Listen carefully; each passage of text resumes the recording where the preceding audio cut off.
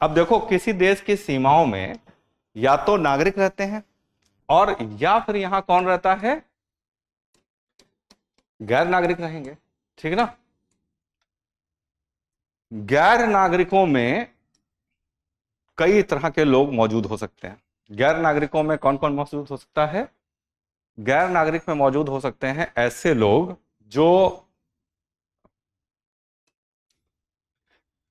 जो भारत में आए हैं किसी दूसरे देश से, और वो यहां पर किस रूप में रह रहे हैं?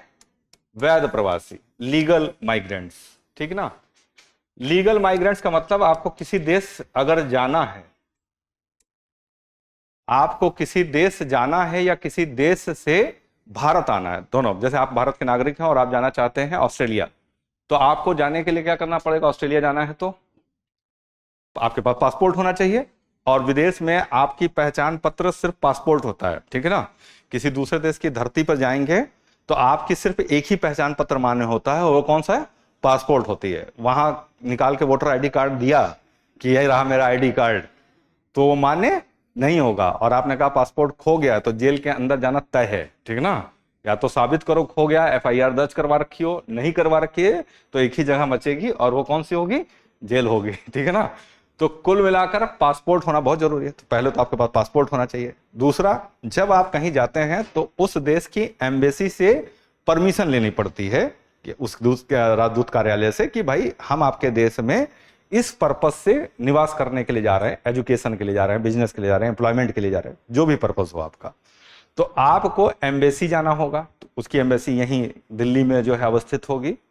दिल्ली की एम्बेसी में जाकर एप्लीकेशन देना होगा, जो डॉक्यूमेंट्स देने होंगे कि भैया इस कारण से हमें जाना है, वो देखेगी और आपको परमिशन देगी। वो जो परमिशन होती है वो कहलाती है वीजा। वीजा क्या है? वीजा परमिशन है जो किसी देश के द्वारा दिया जाता है अपने देश में विजिट करने के लिए, ठीक है। तो आपको क्या मिल गया? वीजा मिल गया। इसी तरह जब किसी को भारत आना होगा तो उसे दो चीजों की जरूरत पड़ेगी, एक पासपोर्ट, दूसरा वीजा। तीसरा, वीजा जिस ग्राउंड पे दिया गया है, जैसे मान लीजिए किसी ने कहा कि वो भारत में एजुकेशन पर्पस से, रिसर्च पर्पस से आ रहा है, और XYZ इंस्टीट्यूट में उसे रिसर्च करनी है, तो उस इंस्टीट्यूट ने उसको क्या भेजा होगा? एक अपॉइंटमेंट लेटर भेजा होगा या इन्विटेशन लेटर भेजा होगा। तो डॉक्यूमेंट्स चाहिए होते हैं जिसके ग्राउंड्स पे क्या दिया गया है? ये वीजा प्रोवाइड किया गया है। तो ये चीजें होंगी अगर किसी के पास, तो वो क्या हो जाएगा? वैध प्रवासी। वीजा में लिखा होता है कि किसी व्यक्ति को कितने समय तक के लिए परमिशन मिली हुई है। तो जैसे मान लीजिए आप जाना चाहते हैं ऑस्ट्रेलिया, आपने ऑस्ट्रेलियन एम्बेसी से वीजा मांगा, आपने कहा कि मुझे 2026 से 2028 के लिए क्या चाहिए? वीजा चाहिए। अब ये ऑस्ट्रेलियन एम्बेसी के ऊपर है, 2 साल का एक साथ दे दे आपको वीजा, या एक एक साल करके 2 बार में वीजा दे। तो हो सकता है वो आपको 1 साल के लिए परमिट करे कि 2026 से 2027 तक, तो मार्च 2026 से अप्रैल 2027 तक का वीजा आपको दे रहे हैं, आप जाओ और वहां अप्रैल में फिर से रिन्यू करवा लेना। ये वीजा की जो अवधि है, इस समय तक आप वैध प्रवासी हैं। अगर आपने इसको अपडेट नहीं करवाया तो जिस दिन ये वीजा का डेट खत्म हुई उस दिन से आप क्या हो जाएंगे? अवैध प्रवासी हो जाएंगे। तो आप वैध प्रवासी तभी हैं जब तक आप क्या हैं? इन डॉक्यूमेंट्स के साथ हैं, उस टाइम पीरियड में है जिस टाइम पीरियड में क्या है? आपका वीजा अप्लाई किया था, उसकी परमिशन मिली हुई है। दूसरे तरह के लोग हो सकते हैं जिनको हम क्या बोल सकते हैं? अवैध प्रवासी, इलीगल माइग्रेंट। अब इलीगल माइग्रेंट का मतलब पासपोर्ट नहीं हो, वीजा नहीं हो, डॉक्यूमेंट्स नहीं हो, या इनमें से कोई एक चीज ना हो, ठीक है ना। जैसे तारा सिंह गदर, सकीना से मिलने जाना था उसे, ठीक है ना। सकीना चली गई थी ना सबको, वो चली गई कहां? अपने पापा के पास। और चली गई तो तारा सिंह जाके पाकिस्तान के एम्बेसी में क्या कह रहा था कि हमको वीजा दे दीजिए ताकि हम क्या कर सकें? जा सकें। उन्होंने मना कर दिया कि आपको वीजा नहीं मिलेगा। तो तारा सिंह था, उसने कहा कि कागज पे मोहर नहीं लगेगी तो क्या तारा सिंह पाकिस्तान नहीं जाएगा। तारा सिंह ने तार काटा और नीचे से निकल के चले गए। तो ना पासपोर्ट और ना ही वीजा, तारा सिंह पाकिस्तान में। तो तारा सिंह क्या हो गए? अवैध प्रवासी हो गए। फिर तारा सिंह से प्रेरणा लेकर बजरंगी भाईजान ने वही काम किया जब वो मुन्नी को छोड़ने गए थे। तो ये लोग कैसे लोग हैं? अवैध प्रवासी, क्योंकि इनके पास ना तो पासपोर्ट है और ना ही वीजा है। ये तार के नीचे से निकलकर कहां पहुंच गए हैं? ये पाकिस्तान पहुंच गए। भारत से भी बहुत से लोग इधर उधर जाते रहते हैं, और इस रूट को जब आप बिना वीजा पासपोर्ट के जाते हैं तो क्या बोलते हैं? डंकी में लुटपुट गया। देखी थी शाहरुख खान वाली? हम आप लोग शाहरुख खान की भी मूवी नहीं देख? अच्छा, आप लोग तो नए जनरेशन वाले लोग हैं, शाहरुख खान तो पुराने वाले हैं। डंकी फिल्म, डंकी क्या है? डंकी रूट बहुत चर्चा में रहा। क्यों चर्चा में रहा? क्योंकि अभी अमेरिका ने कई अवैध प्रवासियों को हथकड़ी लगा लगा के अपने अपने देशों में भेजा था, जिसमें भारत के भी अप्रवासी थे, अवैध प्रवासी। यहां से लोगों का सपना होता है कहां जाना है? अमेरिका जाना है, क्योंकि हर किसी को ये लगता है कि लाइफ अगर कहीं अच्छी हो सकती है तो कहां हो सकती है?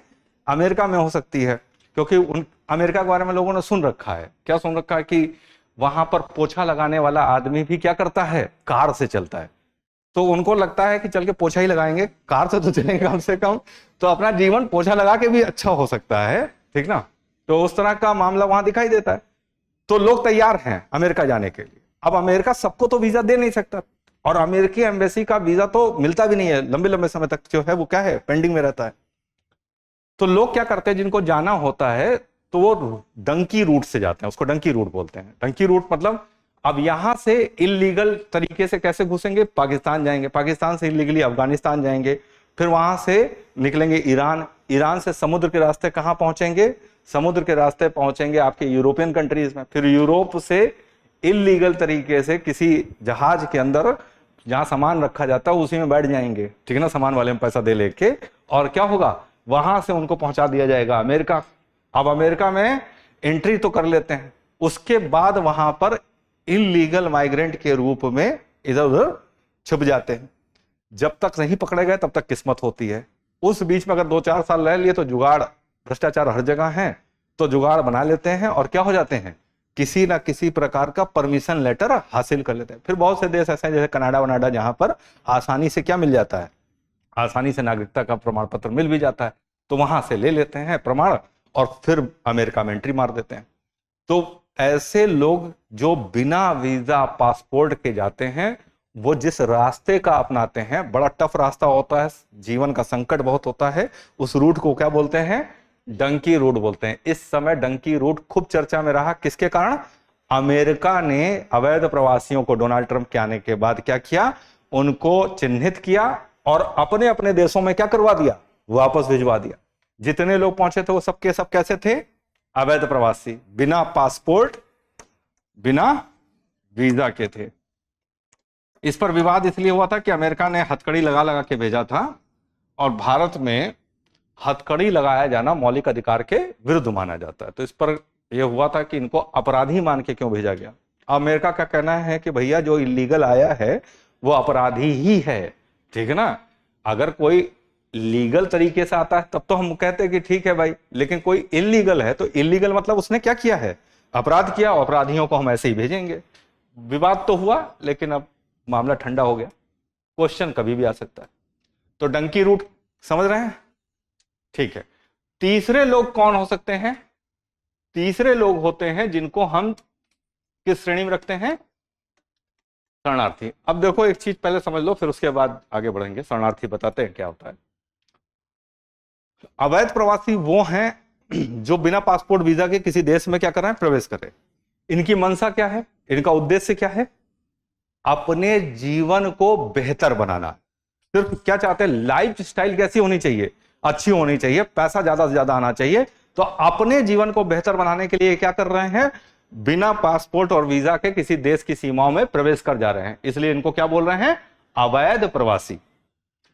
तीसरी श्रेणी होती है शरणार्थी की। अब कुछ देश ऐसे हैं, कुछ लोग ऐसे हैं जिन्हें कभी कभी ऐसा होता है कि अपने देश के भीतर जीवन का संकट खड़ा हो जाता है। जैसे म्यांमार में रोहिंग्या समुदाय के लोगों को बुरी तरीके से उत्पीड़ित किया गया, कम से कम सैकड़ों घरों को आग लगा दी गई होगी, हजारों लोगों को जान से मार दिया गया। नतीजा ये हुआ कि रोहिंग्या समुदाय के लोग अपना देश छोड़कर भागने के लिए क्या हो गए, बाध्य हो गए। अब ये किसी देश जा रहे हैं तो इसलिए नहीं जा रहे हैं कि इनको अपना जीवन बेहतर करना है, ये सिर्फ किस लिए जा रहे हैं, जान बचाने के लिए जा रहे हैं, अपना जीवन की सुरक्षा के लिए जा रहे हैं। कभी कभी आपने देखा है कि किसी देश में किसी व्यक्ति के खिलाफ क्या कर दिया जाता है, किसी व्यक्ति के खिलाफ कोई नोटिस जारी कर दिया जाता है। कुछ ऐसे लोग हैं जैसे तस्लीमा नसरीन, वो बांग्लादेश की एक बहुत बड़ी लेखिका हैं जो महिलाओं के अधिकारों की लड़ाई लड़ती हैं। उनके खिलाफ बांग्लादेश में फतवा जारी कर दिया गया कि सर काट के इनका अलग कर देना है। अब उनको जीवन की सुरक्षा का खतरा था वहां पे, तो वो भाग कर कहां गई हैं, भारत के अंदर आ गई हैं। तो ऐसे लोग भी होते हैं जिनको क्या कर दिया जाता है, जिनके जीवन का खतरा है, जिनको जान से मारने की धमकी है, तो वो भी कई बार क्या होते हैं, अपना देश छोड़ने के लिए बाध्य हो जाते हैं। तो जीवन की सुरक्षा के लिए अगर कोई समुदाय या कोई व्यक्ति वो क्या करे, भाग कर किसी दूसरे देश में जाए, तो ये दूसरे देश में जाकर क्या मांगेगा, रक्षा की उम्मीद करेगा। शरण का मतलब क्या होता है, शरण का मतलब होता है कि वो किसी से क्या मांग कर रहा है कि मेरी सुरक्षा आप ले लीजिए, अपनी जिम्मेदारी पर लीजिए, तो इसको कहते हैं शरण मांगना। तो वो असाइलम सीकर होता है, वो शरण मांगता है। अगर देश ने शरण देना स्वीकार कर लिया तो वो किस श्रेणी में चला जाएगा, शरणार्थी। तो शरणार्थी वो होगा जो जीवन की सुरक्षा के लिए किसी देश में जाए, मांग करे कि हमारी जीवन की सुरक्षा की जाए, और उस देश द्वारा उसे आश्वासन दे दिया जाए कि आपकी जीवन की सुरक्षा हम करेंगे। जब तक देश इसको अनुमति नहीं देगा, व्यक्ति शरणार्थी नहीं माना जाएगा। शरणार्थी तभी माना जाएगा जब कोई देश क्या कहते कि हम स्वीकार करते हैं इसे शरणार्थी के रूप में। जैसे रोहिंग्या भागकर पहुंचे बांग्लादेश, उनको एक्सेप्ट कर लिया गया किस रूप में, शरणार्थी के रूप में। सबसे बड़ी संख्या में विश्व में कहीं शरणार्थी अगर रह रहे हैं तो कहां पर हैं, बांग्लादेश में। करीब 10 लाख रोहिंग्या इस समय कहां रह रहे हैं, बांग्लादेश के अंदर रहते हैं। 40,000 रोहिंग्या भागकर भारत में आए थे। हमारे यहां हमने देखा कि रोहिंग्याओं को माध्यम बनाया गया है पाकिस्तान के ISI द्वारा, और उनके थ्रू क्या करने की कोशिश की जा रही है, भारत में आतंकवाद बढ़ाने की कोशिश की जा रही है। हमने शरणार्थी के रूप में रोहिंग्या को तो स्वीकार नहीं किया, तो हमारे तरफ से रोहिंग्या शरणार्थी नहीं है। तो वही समुदाय बांग्लादेश में शरणार्थी, लेकिन भारत में शरणार्थी नहीं है, क्योंकि हमने उन्हें शरणार्थी का दर्जा नहीं दिया। और अगर हम उनको शरणार्थी का दर्जा नहीं देंगे तो किस श्रेणी में चले जाएंगे, अवैध प्रवासी। तो शरणार्थी तभी बनता है कोई जब वो क्या कर ले, जब वो शरणार्थी का दर्जा प्राप्त कर ले। नहीं कर पाएगा तो शरणार्थी की श्रेणी में नहीं आएगा। 1959 में वहां विद्रोह हुआ था चीन के अंदर, तिब्बत के क्षेत्र में। तिब्बत के बौद्ध धर्म को चीन की सेना खत्म करने के कगार पर लेकर चली आई थी। बौद्ध धर्म पूरी तरीके से क्या कर दिया था, समाप्त कर दिया था। दलाई लामा की हत्या की योजना थी, तो दलाई लामा वहां से भागकर कहां आ गए थे, भारत आ गए। भारत आ गए तो हमने उनको शरण दे दी और धर्मशाला में उनको क्या कर दिया, बसा दिया है। इसी तरह शेख हसीना भागकर कहां आई, भारत आई। हमने उनको यहां पर क्या रख रखा है, शरण दे रखी है। अब जब तक हमने उनको यहां रोक रखा है, जब तक हम उनको प्रोटेक्ट कर रहे हैं, तब तक वो सुरक्षित है। हालांकि बार बार बांग्लादेश मांग कर रहा है कि वो एक राजनीतिक अपराधी हैं और शेख हसीना को कहां भेज दिया जाए, वापस बांग्लादेश भेज दिया जाए। हमारे सामने चैलेंजेस है, वो जब हम लोग बात करेंगे IR में तो हम वहां बताएंगे। अभी हम उनको वहां वापस नहीं भेज सकते हैं। एक तो वो प्रधानमंत्री रही हैं, तो जाहिर सी बात है कि उनका कद विश्व स्तर का है। दूसरे, अगर हम ऐसा करते हैं तो हमारी क्रेडिबिलिटी को क्वेश्चन मार्क है। आपने फिर शरण दी ही क्यों थी? अगर आप शुरू में मना कर देते तो वो अपना देखते कहीं और ठिकाना। लेकिन आज आपने उनको शरण दी और कल आपने क्या कर दिया, वापस सौंप दिया जहां उनको फांसी हो जाए। तो फिर आपने शरण क्यों दी थी, जबकि आपको डे 1 से पता था कि इनके खिलाफ क्या होने वाला है, साजिश होगी ही, उनको मारने की योजना बनाई जाएगी।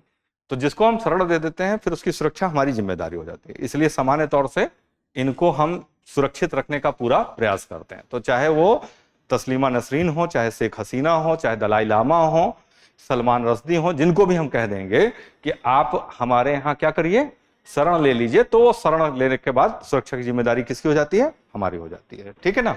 लेकिन जिसको हमने शरणार्थी नहीं माना वो किसमें चला जाएगा, अवैध प्रवासी। ऐसे लोगों को हम गिरफ्तार करेंगे और इन्हें वापस कहां भेजेंगे, इनके देश वापस भेज देंगे जिस देश से ये आए थे। तो देखो कौन कौन एक देश की सीमाओं के भीतर रहते हैं। एक देश की सीमाओं के भीतर दो तरीके के लोग हो गए। कौन? नागरिक और गैर नागरिक। गैर नागरिकों में तीन तरीके के लोग हो गए, एक वैध प्रवासी, दूसरे अवैध प्रवासी, और तीसरे क्या हो सकते हैं? शरणार्थी हो सकते हैं। अब एग्जाम की तैयारी को और बेहतर करने के लिए हमारे चैनल को लाइक, शेयर और सब्सक्राइब करना ना भूलें।